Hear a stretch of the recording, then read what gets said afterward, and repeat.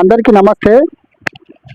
ఈరోజు బాబాసాహెబ్ అంబేద్కర్ 135వ జయంతి సందర్భంగా మన పాలవంచ పట్టణంలో పెట్రోల్ బంక్ ముందు అన్నదాన కార్యక్రమము నిర్వహించబడింది. వందలాది మంది ఈ అన్నదాన కార్యక్రమంలో పాల్గొని విజయవంతం చేయడం జరిగింది.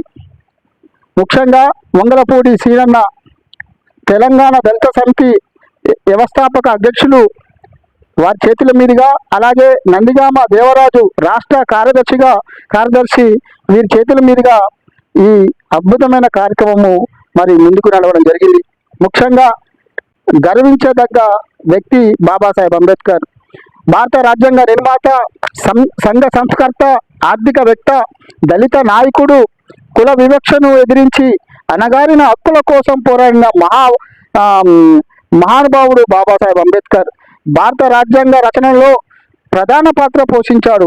భారతదేశంలో మొట్టమొదటి న్యాయ శాఖ మంత్రిగా పనిచేసిన వ్యక్తి బాబాసాహెబ్ అంబేద్కర్. అలాగే చిన్నతనం నుండి వివక్షకి గురైన బాబాసాహెబ్ అంబేద్కర్ ఆయన కొంతమంది మహనీయుల సహకారంతో కొలంబియా విశ్వవిద్యాలయంలో పిహెచ్డి చేసి లండన్ స్కూల్ ఆఫ్ సైన్స్ చేయడం జరిగింది. అలాగే అర్థశాస్త్రము, న్యాయశాస్త్రంలో ఉన్నత విద్యను అభ్యసించిన బాబాసాహెబ్ అంబేద్కర్ వాళ్ళ కోసం అనేక పత్రికలు స్థాపించి వారు పోరాటం చేయడం జరిగింది. బహిష్కృత భారత్, ముక్ నాయక్, సమత, మమత అనేక పత్రికలు స్థాపించి ప్రజలకు గొంతుకై ఆయన పోరాటం చేయడం జరిగింది.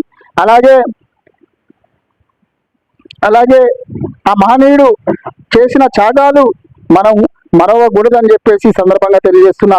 ముఖ్యంగా అక్టోబర్ 14వ తారీఖున పూణేలో వేలాది మంది సమక్షంలో బౌద్ధ మతాన్ని స్వీకరించడం జరిగింది.